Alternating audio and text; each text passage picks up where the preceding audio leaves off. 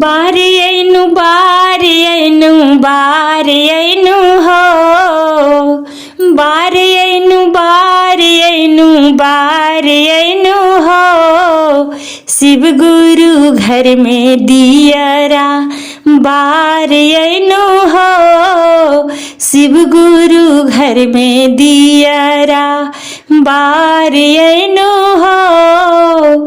कठवा के चौकी पर असनी लगा के, कठवा के चौकी पर असनी लगा के, गुरु के असनी बैठायनु हो, गुरु के असनी बैठायनु हो।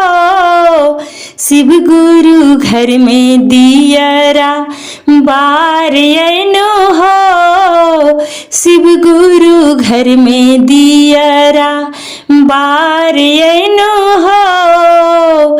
सोने सुराही गंगा जल पानी, सोने सुराही गंगा जल पानी, गुरु के पैरवा पखारयनु हो, गुरु के पैरवा पखारयनु हो। शिव गुरु घर में दियरा बारयनु हो, शिव गुरु घर में दियरा बारयनु हो। भंगिया के पीस के गोलवा बनैनु, भंगिया के पीस के गोलवा बनैनु, गुरु के भोगवा लगायनु हो, गुरु के भोगवा लगायनु हो। शिव गुरु घर में दियरा बारयनु हो, शिव गुरु घर में दियरा बारयनु हो।